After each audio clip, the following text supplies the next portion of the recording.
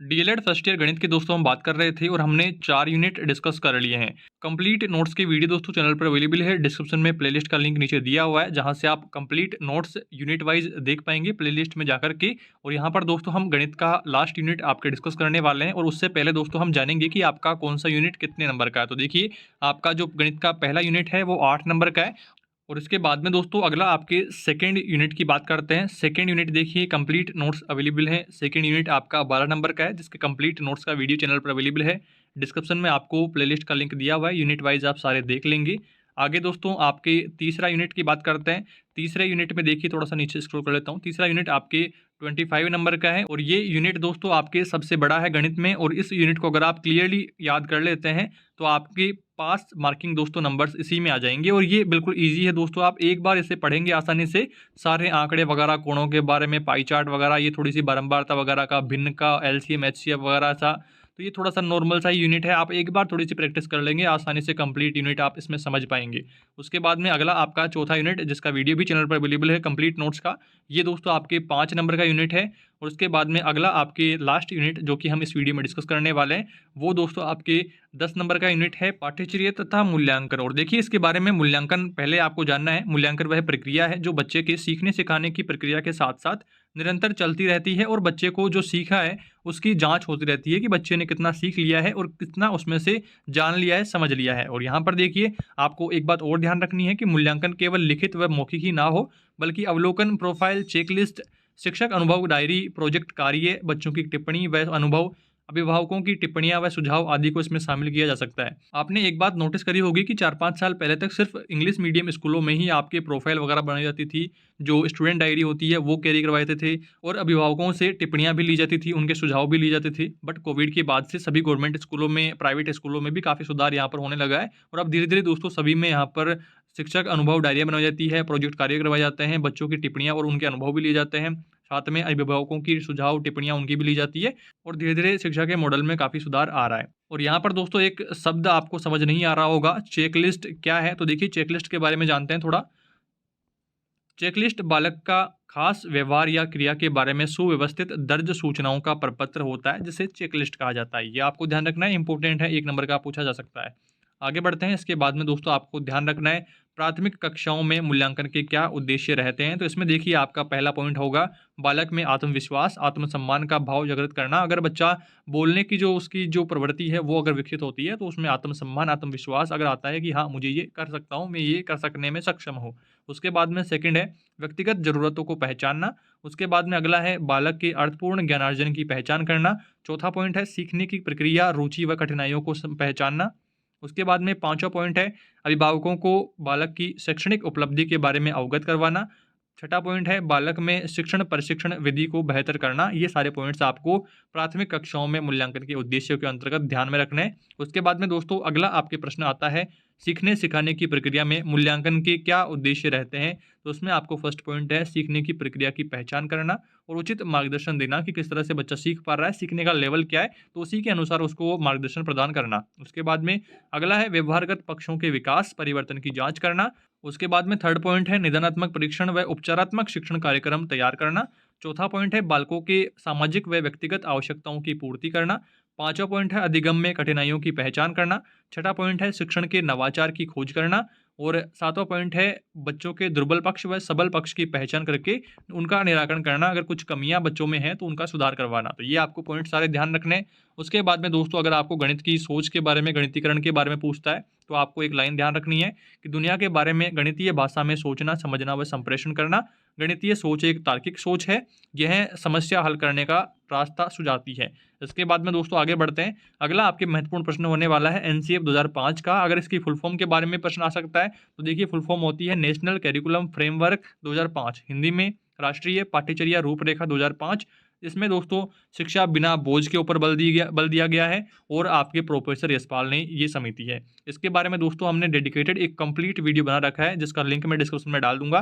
Complete NCF दोस्तों आपको जरूर से वो वीडियो देख लेना है। आपके दोस्तों लगभग सभी सब्जेक्टों में ये एनसीएफ 2005 वाला प्रश्न आपको देखने को मिलेगा, तो आपको एनसीएफ 2005 कंप्लीट याद कर लेना है। उसके बाद में दोस्तों आपको इसके उद्देश्य के ऊपर थोड़ी सी चर्चा कर लेते हैं शॉर्ट में। तो पहला उद्देश्य आपको ध्यान रखना है शिक्षा को बाह्य वातावरण से जोड़ना। दूसरा है पाठ्यक्रम का बोझ कम करना। तीसरा है बाल केंद्रित शिक्षा। चौथा पॉइंट है राष्ट्रीय मूल्यों को स्थापित करना। पांचवा पॉइंट है छात्रों का सर्वांगीण विकास करना। तो ये पॉइंट्स कुछ ध्यान में रखने हैं। उसके बाद में दोस्तों आगे बढ़ते हैं। अगला आपके महत्वपूर्ण प्रश्न है सतत एवं व्यापक मूल्यांकन यानी कि सीसीई, और इसके बारे में भी दोस्तों अगर आपको फुल फॉर्म का प्रश्न पूछता है तो कंटिन्यूअस एंड कॉम्प्रिहेंसिव इवैल्यूएशन, ये इसकी फुल फॉर्म होगी। आपको इसमें लिखना है परिभाषा अगर आपको पूछी जाती है, या फिर डिटेल में आपको संक्षिप्त में इसके बारे में पूछता है कि सीसीई क्या है बताइए संक्षेप में, तो इसमें आपको लिखना होगा वर्तमान मूल्यांकन व्यवस्था में बालक के सर्वांगीण विकास को ध्यान में रखते हुए उसके लिए सतत समग्र मूल्यांकन को अपनाया जाता है, जिसमें बालक के लिए नई व्यवस्था में सीखना व परीक्षा के साथ साथ चलने में परीक्षा का भय नहीं रहता है। अगर आपका टाइम टू टाइम मूल्यांकन होता रहता है, टाइम टू टाइम आपके टेस्ट वगैरह से आपकी कितना आपने सीखा है उसकी जांच होती रहती है, तो फिर डर नहीं रहता है कि परीक्षा आने वाली है, बल्कि उत्तम विकास की दिशा में वो अधिगम होता रहता है। आप टाइम टू टाइम सीखते रहते हैं, क्या कमियां हैं उनको टाइम टू टाइम दूर करते रहते हैं। एक साथ अगर आपका मूल्यांकन होता है, अभी देखिए आपकी परीक्षाओं को लेकर के एक साल से कुछ नहीं हुआ और अब लास्ट टाइम में आपकी एक साथ परीक्षा करवा रहे हैं, तो काफ़ी डर बना हुआ है कि क्या होगा, कैसे कुछ अटेम्प्ट कर पाएंगे। तो ये इसमें बताया गया है कि अगर आपका सतत और व्यापक मूल्यांकन अगर रहता है तो बच्चे में डर नहीं रहता है, एक मोटिवेट तरीके से बच्चा कार्य करता है कि मुझे इतना तो आता है और ये मुझे नहीं आता है, तो ये मुझे इस तरह से सीखना है, तो वो उस पर काम करता है। सतत एवं व्यापक मूल्यांकन में कक्षा प्रक्रिया के साथ साथ मूल्यांकन में भी सततता का प्रयास किया जाता है। साथ ही व्यापक रूप से कौशल, भावात्मक और क्रियात्मक पक्ष को भी शामिल किया गया है, अर्थात सीसीई में बालक के निरंतर सभी पक्षों की जांच की जाती है। इस तरह से आपको ध्यान रखना है। उसके बाद में दोस्तों कुछ पॉइंट्स के बारे में भी आपको ध्यान में रखना है जिसके बारे में सीसीई के अंतर्गत बात करी गई है। तो पहला है चेकलिस्ट, जिसके बारे में हमने पहले ही बात कर ली है। चेकलिस्ट वो होता है ऐसा प्रपत्र जिसमें बालक की विशेष क्रियाओं के बारे में सुव्यवस्थित जानकारी लिखी होती है, तो वो चेकलिस्ट होता है। उसके बाद में आपके ग्रेडिंग सिस्टम होता है। मूल्यांकन के लिए अंकों का ना दे करके ABCD इस तरह से ग्रेड आपको दे दी जाए। उसके बाद में एनेक्डोटल रिपोर्ट, वर्तमान व्यवहार व पूर्व व्यवहार की जानकारी जिसमें होती है, तो एनेक्डोटल रिपोर्ट के बारे में आपको ध्यान रखना है। पोर्टफोलियो, निश्चित समयावधि में विद्यार्थी द्वारा किए गए कार्यों का संग्रह जो उसमें होता है वो पोर्टफोलियो होता है। तो ये कुछ पॉइंट्स आपको ध्यान में रखने हैं। और इसके बाद में दोस्तों आपको सीसीई के बारे में निम्न बातों को भी ध्यान में रखना है। देखिए पहली बात है कि बालक कितना जानता है तथा उसे क्या सिखाना है, इसके ऊपर बल दिया गया है। और उसके बाद में मूल्यांकन की दो स्थितियों के बारे में बात करा गया है। व्यक्तिगत कार्यक्षेत्र यानी कि एक एक बच्चे का मूल्यांकन करा जाए, या फिर सामूहिक कार्यक्षेत्र यानी कि सामूहिक क्षेत्र में सबका एक साथ मूल्यांकन कर दिया जाए टेस्ट के माध्यम से या फिर एग्जाम के माध्यम से। उसके बाद में थर्ड पॉइंट है बच्चे की प्रगति का मूल्यांकन किया जाए। चौथा पॉइंट है बच्चे द्वारा सीखे गए कार्य को पोर्टफोलियो फाइल में संकलित करते हैं। और पांचवा पॉइंट है बच्चे को अभिव्यक्ति का पर्याप्त अवसर मिलना चाहिए। उसके बाद में छठा पॉइंट है मूल्यांकन नियत व निरंतर करना चाहिए। और सातवां पॉइंट है समय समय पर अभिभावकों को बालक की प्रगति भी बताना चाहिए कि बच्चा आपका कितना पढ़ रहा है, कितना उसे आता है, कितने सीखने की उसे ज़रूरत है, तो वो सब बताना चाहिए कि बच्चा घर पे पढ़ता है या नहीं पढ़ता है। तो वो सारी जो कन्वर्जेशन होती है तो वो ज़रूरी होती है। उसके बाद में आठवां पॉइंट है बच्चों को समूह या उप समूह हेतु पाक्षिक योजना बनाना, यानी कि 15-15 दिन में टेस्ट होने या फिर महीने में टेस्ट होना। तो ये अगर रणनीति रहती है तो बच्चे का सतत और व्यापक मूल्यांकन रहता है, बच्चा निरंतर सीखता रहता है और अपनी कमियों को दूर करता रहता है। उसके बाद में दोस्तों आगे बढ़ते हैं। अगला आपका महत्वपूर्ण टॉपिक होने वाला है RTE 2009 में गणित शिक्षण के उद्देश्य क्या क्या रहे हैं। तो देखिए पहला आपके 6 से 14 वर्ष के बालकों को शिक्षा सुनिश्चित करवाना, और कक्षा 1 से 8 तक के बालकों को निःशुल्क गुणवत्तापूर्ण शिक्षा देना। और तीसरा पॉइंट है बाल केंद्रित शिक्षा। और चौथा पॉइंट है भयमुक्त शिक्षा प्रणाली। पांचवा पॉइंट है स्वतंत्र अभिव्यक्ति के अवसर दिए गए हैं। छठा पॉइंट है बालक का सर्वांगीण विकास इसमें हुआ है। और सातवां पॉइंट है प्राथमिक शिक्षा का सार्वभौमिकरण करना। आठवां पॉइंट है सीसीई को लागू करना। तो ये सारे पॉइंट्स भी आपको RTE 2009 के अंतर्गत ध्यान रखने हैं कि गणित शिक्षण के क्या उद्देश्य हैं, तो वो आपको बताने हैं। उसके बाद में दोस्तों गणित शिक्षण के लक्ष्य क्या है, इसके ऊपर भी प्रश्न आ सकता है। पहला पॉइंट है अवसर उपलब्ध कराने पर जोर देना, विद्यार्थी सहज और स्वाभाविक रूप से प्रश्नों का जवाब देना आना चाहिए। और दूसरा पॉइंट है गणितीय अवधारणाओं को वास्तविक जीवन की परिस्थितियों में उपयोग करना, गणितीय मनोवृत्ति का विकास करना, मूल्यांकन करना, अध्यापकों को गणितीय संसाधनों में समृद्ध बनाना। तो ये सारे गणित के लक्ष्य रहते हैं, ये आपको ध्यान रखना है। उसके बाद में दोस्तों आगे बढ़ते हैं। अगला आपके महत्वपूर्ण टॉपिक है NCF 2005 के अनुसार प्राथमिक कक्षाओं में गणित शिक्षण के क्या उद्देश्य रहते हैं। तो इसमें देखिए पहला पॉइंट आपको ध्यान रखना है कि सभी बच्चे आनंददायी व सार्थक गणित सीख सकें, और उसमें गणितीय सोच तथा मनोवृत्ति अर्थात सोच का गणितीकरण पर बल देना होता है। उसके बाद में सेकंड पॉइंट है प्राथमिक स्तर पर गणितीय शिक्षण गणितीय खेल, पहेलियों, कहानियों तथा मनोरंजक क्रियाकलापों के माध्यम से होना चाहिए।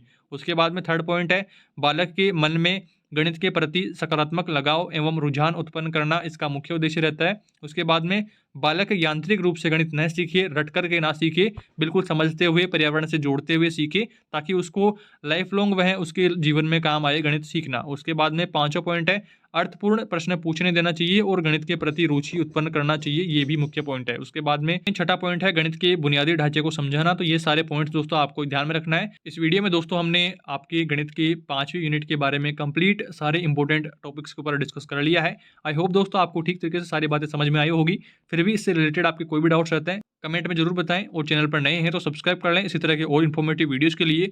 गणित का दोस्तों कंप्लीट कोर्स, दोस्तों कंप्लीट इंपॉर्टेंट नोट्स हमने बता दिए हैं। डिस्क्रिप्शन में आपके प्लेलिस्ट का लिंक दिया हुआ है, जहां से आप यूनिट वाइज सारे वीडियोस देख पाएंगे और अपने गणित के प्रति जो डर है, जो झिझक है, उसको दूर कर पाएंगे और सीख पाएंगे कि आपके गणित में क्या क्या प्रश्न महत्वपूर्ण रहते हैं, कहाँ कहाँ से आपके प्रश्न गणित में पूछे जाने वाले हैं। इस वीडियो में इतना ही, जल्दी मिलेंगे नई वीडियो में नई अपडेट्स के साथ। Thanks for watching this video.